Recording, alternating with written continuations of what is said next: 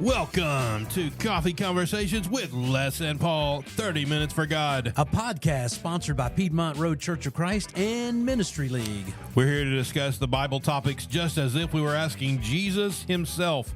I am Paul Sperlin. And I am Les Sandifer, and we hope you will enjoy our relaxed Bible-based discussions. Thanks for joining us as we think about and talk about all those things we'd ask Jesus over a cup of coffee.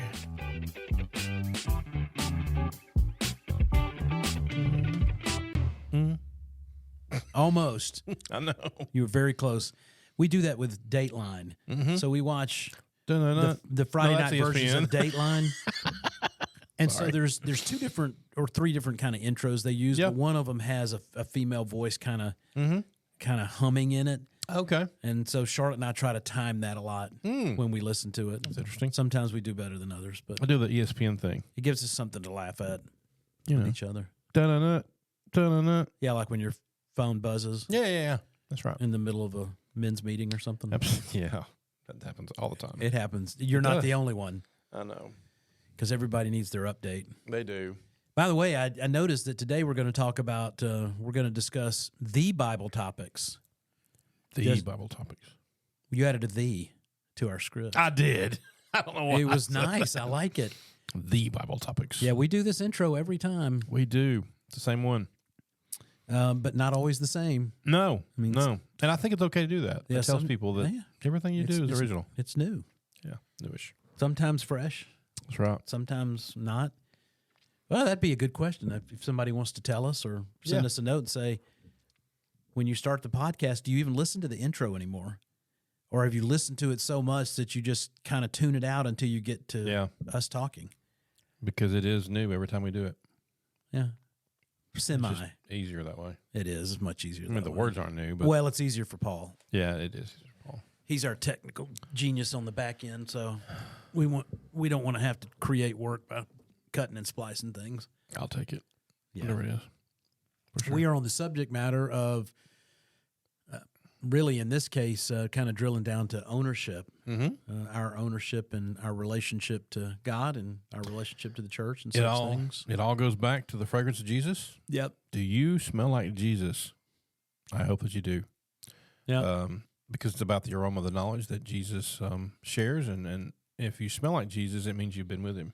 Yeah. And so that's right. a big thing we've been trying to push over the past few months, actually. Big shout out to our sponsors. Yeah. Piedmont Road Church of Christ and Ministry League. We catch them in the intro, but it's always good to just Yeah. take a minute and say it Yeah, for sure. out loud. Lots of resources there, just as a reminder. And when you go to the app for Ministry League, go to the network, and that's where all the podcasts are. It's an ever-growing group of network of shows. So our two shows are there, among others. Some more feedback you can give us if you think about it. Just let us Please. know which ones you go to, what you find interesting there. Shoot us an email at coffeeconvo@lifeinchrist.com, and we'll get that. Yeah, gives us a chance to revisit what's Right.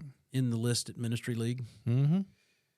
For And when you come and future do a use. show and listen to a show, get some pad and paper if you can. Sit down and take some notes. Write down this stuff, the email address, and get back to us, and anything you may have, and let us know what you think about things like that.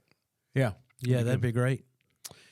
We ended our last segment talking about or kind of introducing a couple of ideas on this ownership thing. One of which was, in an ownership perspective, how we present ourselves to the world, Right. which is, really one of those offshoots from ownership is pretty important as to how we interact with others, what we're doing. It made me when Paul said it made me think about Romans 12:1, where it's kind of picking up in the middle of a subject matter for him. We won't go back and drill into that, but he says, "I appeal to you, therefore, brothers," that therefore telling you he's kind of piggybacking off of something else he said. By the mercies of God, to present your bodies as a living sacrifice, holy and acceptable to God. You know these verses. I mean, Which you know is your these words. reasonable service. Your spiritual worship in the Spiritual ESV, worship. reasonable from reasonable from our earlier translation days when we KJV, New did, King. That's right. It's reasonable. And worth a comment It's that not unreasonable. it's good to look at various translations Right. because you get some different perspective Maybe if you've got one of those apps like Accordance app that lets you click on it and see the underlying Greek word. Not that we're going to learn to speak Greek, but it can tell you kind of the origin. Sure. Where else you can find that word, that Greek word used in the New Testament. Mm-hmm. Now, just for what it's worth, my Olive Tree Bible app gives me a footnote to spiritual worship that says rational service. Mm-hmm. That's an interesting way to put it, which goes hand in hand with reasonable. Right. Right? It's rational. He's not asking anything that's unreasonable. It's rational. It's rational. Yeah, rat. Maybe I'm just thinking of my shed. Rational. Where all the mice and rats like to wander through occasionally. Yeah. Rational. Yeah, that's one of those words. Don't say it too much. Don't be rash. Because then it doesn't even sound like a word anymore. Do not be conformed to this world, but be transformed by the renewal of your mind, like a transformer. that by testing you may a transformer. You'd be transformed. It by took the me renewing of 4 your or mind. 5 words, and then all of a sudden a transformer popped into my head, and that's all I can see now. That's my transformer sound. Which transformer? It changes. Huh? Which transformer? I mean, Doesn't one of them turn into like a VW Beetle? Yes. His name Nice. is Bumblebee. Oh, Yeah. He's cool. yeah. I like him. I like Optimus Prime. We're totally getting off subject, but Optimus with a big Do red, not red be light blue conformed to truck. this world, but be transformed.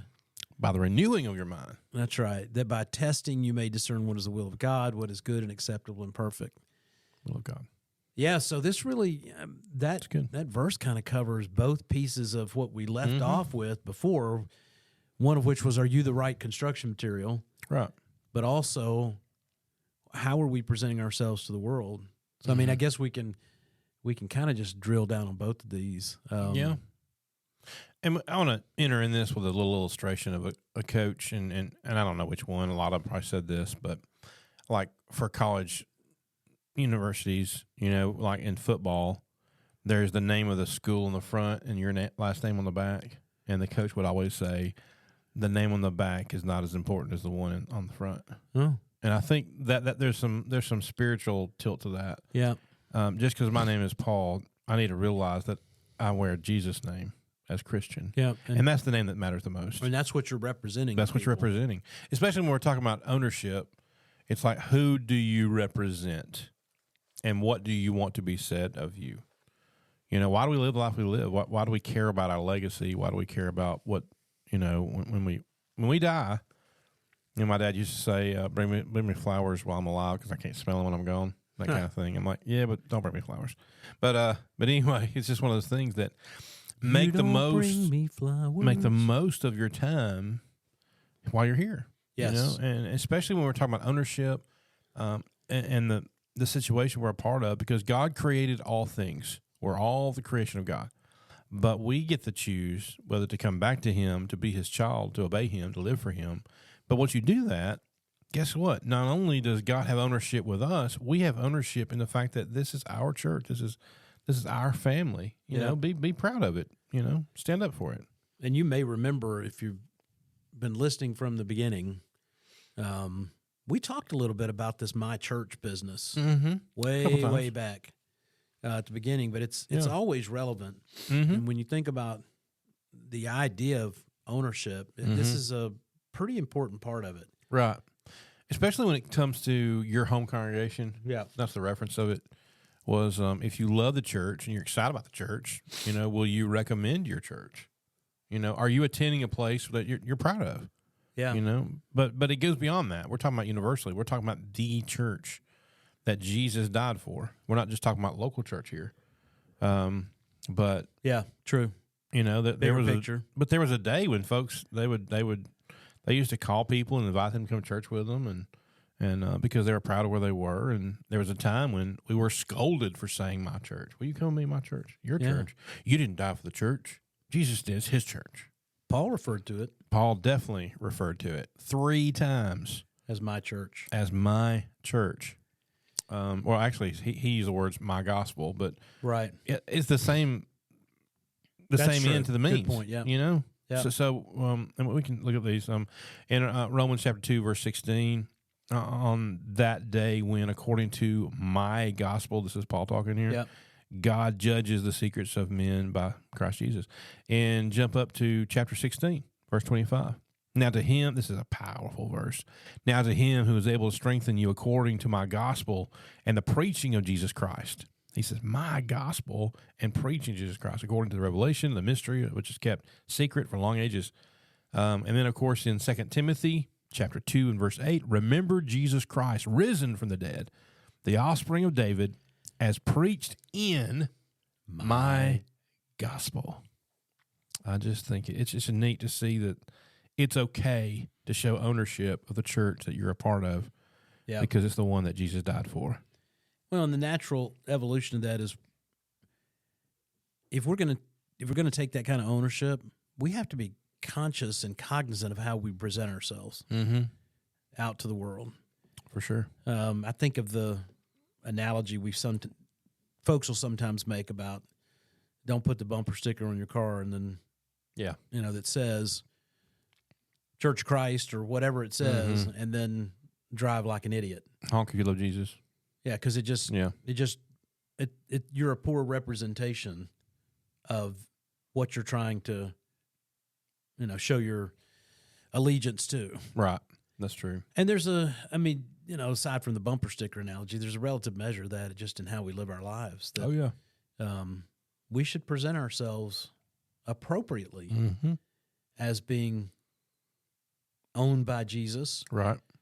If we're going to take ownership of, or have that feeling of ownership about our church, then we should make sure we look and smell. Oh, did you see what I did? I do. Brought I like back. it. I like it a lot. And smell like the fragrance of Jesus. Right.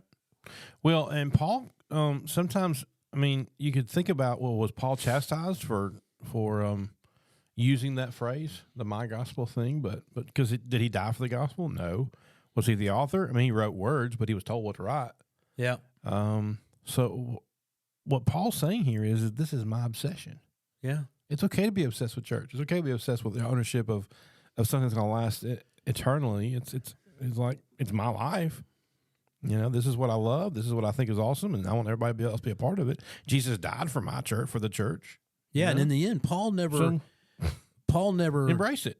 Yeah, he embraced it, and he never. This is going to sound like a double negative, but he never failed to acknowledge the true ownership of being Jesus. Oh yeah, and being the Father, right? And that's part and parcel to it. His representation of my gospel doesn't stand on its own as being Paul thinking it is only his. Right. Paul just had, as you said, that obsession about what he was very passionate and very zealous for the thing that he was called to do. Sure.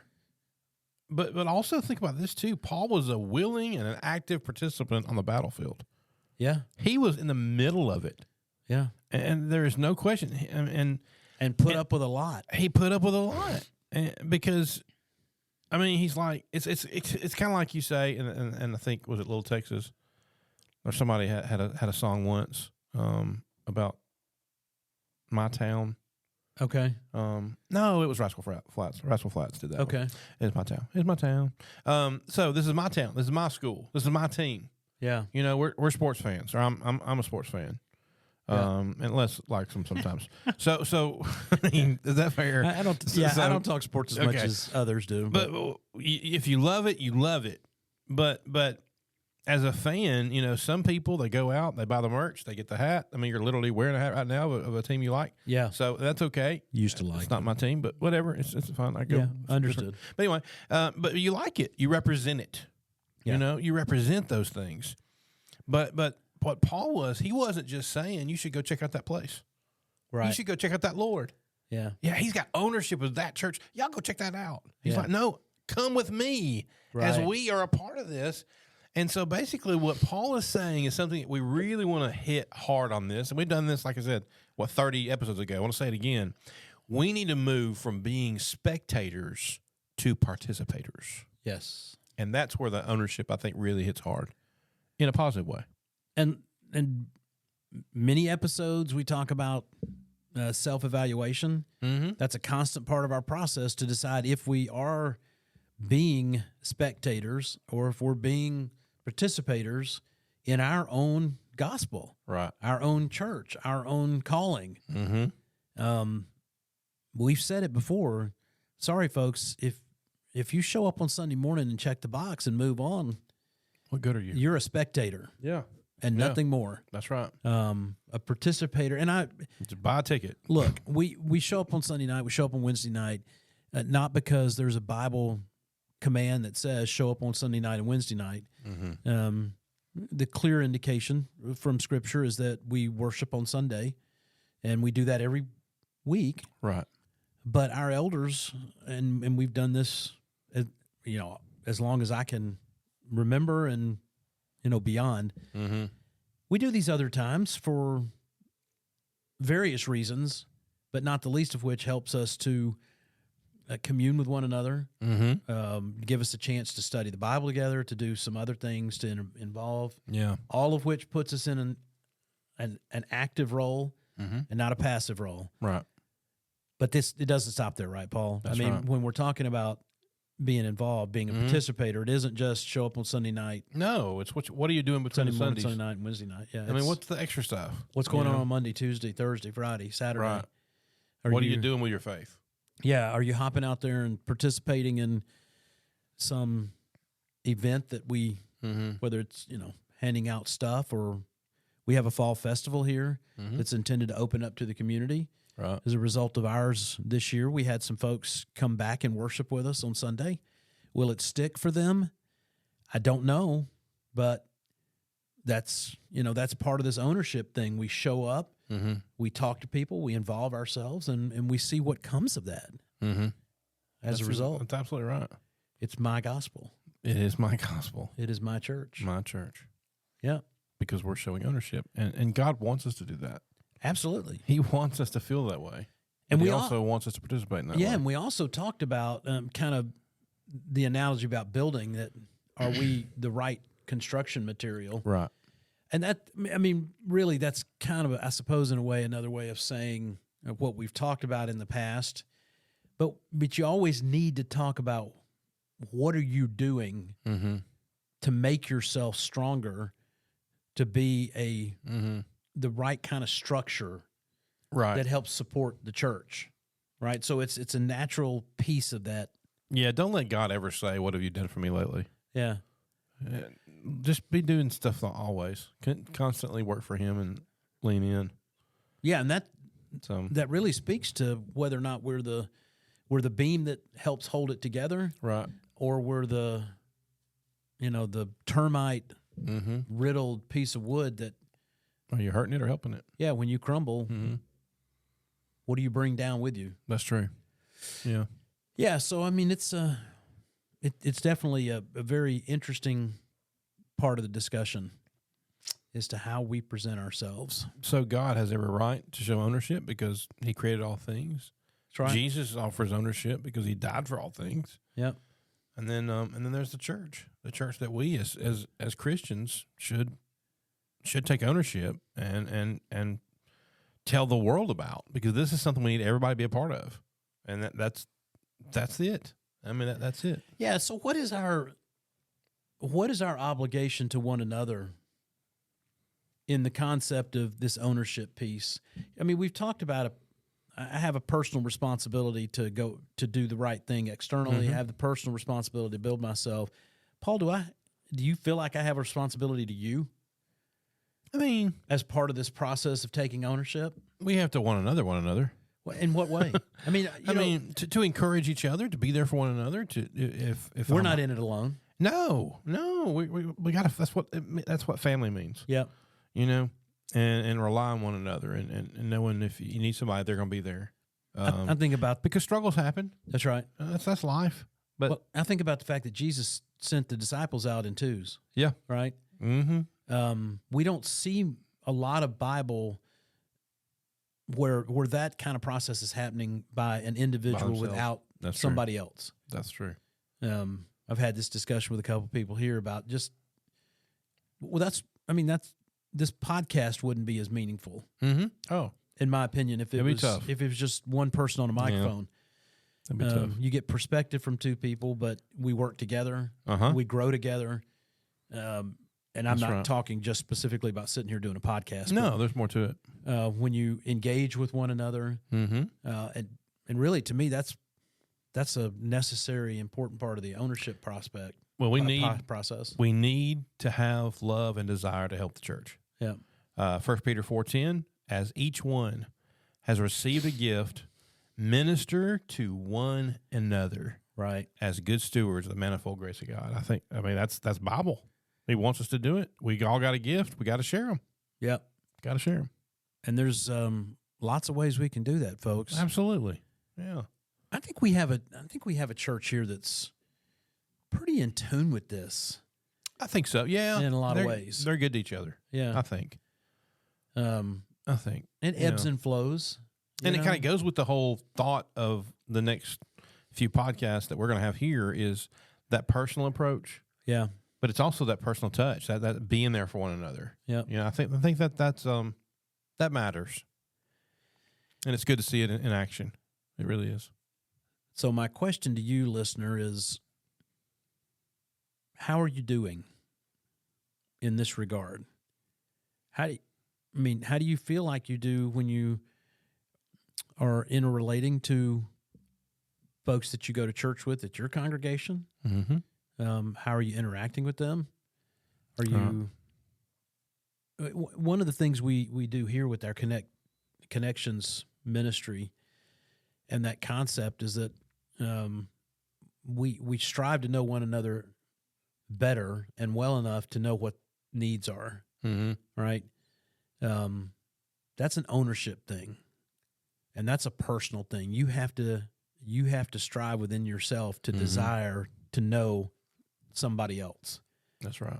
Talk to them, interact with them, send them a text. We were talking about this before we came on air that one of our brothers here had a little run to the emergency room scare. Mm-hmm.